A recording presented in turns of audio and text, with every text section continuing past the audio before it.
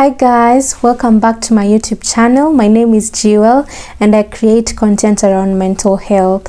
Now this week I'm covering topics around anxious attachment style, and today I'm gonna be talking about why is it common for people to find themselves dating emotionally unavailable partners. An emotional unavailable partner is one who is inconsistent in terms of their emotional presence in the relationship. Now you struggle to count on them because they make promises that they don't keep, they give you false words, and it is hard to trust them again once trust has been broken. So why is it that despite the disadvantage of being in such a relationship, many individuals often find themselves dating these kinds of people, not once, not twice, in fact many times, and it is a cycle, an ongoing cycle that may even make one give up when it comes to relationships, because they're like, every time I get into a relationship I date someone who isn't emotionally available, or they're emotionally manipulative, or they're toxic in one way or another. So before I dive into the reasons, if you find yourself in such a situation, what I can advise you is to focus on your inner work, inner self-work. Focus on healing the wounds and past traumas that you have. And then now you can be able to attract a partner who is also healed and who has worked on themselves too. Because more often than not, you will attract exactly who you are in most cases.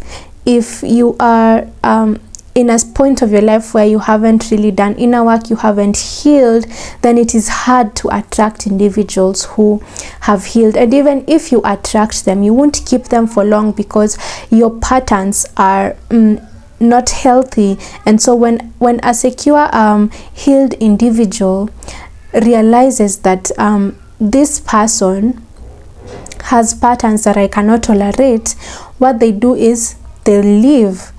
And like an individual who still has past childhood traumas and who has belief systems that need to be reconciled and that need to be attuned to the right way, and like those individuals who will stay, a secure individual will not stay in an unhealthy relationship.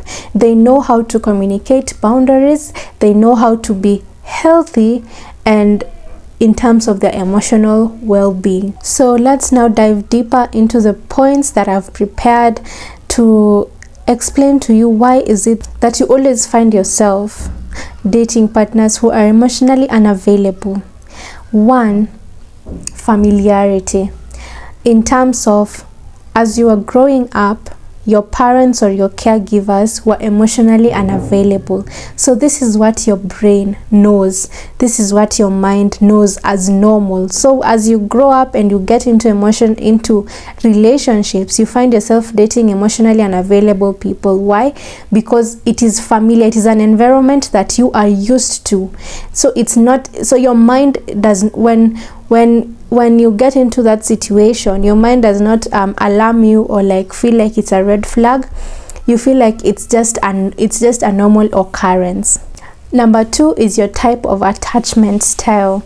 If you're anxiously attached, most of the time you find yourself dating individuals who are avoidance. Now avoidance will replicate the emotional unavailability that your parent displayed to you as a child. So what you'll be trying to do is chasing this avoidant with the aim that perhaps they will change and they will be emotionally available at the end of the day. Now unfortunately this does not work. What works is you choosing to focus on yourself, healing your attachment style, and moving towards being securely attached. Number 3 is low self-worth and low self-esteem. When you don't believe in yourself and when you don't believe that you deserve the best, you will often find yourself choosing crappy partners because you feel like that is what your worth is, that is what you deserve. So you are supposed to work on your inner self, work on your inner talk, have positive self-talk, and remind yourself that you deserve the best that this world has to offer, so that you don't find yourself accepting to remain in relationships where your emotional well-being is not being met. Number 4, unresolved traumas. Now, just as I said in the beginning of the video, you have to work on yourself and work on the traumas that you have, that you, started since you were a child because of the experiences that were traumatic, maybe because of emotionally unavailable parents. Because of these unresolved traumas, you might find yourself in similar situations over and over again.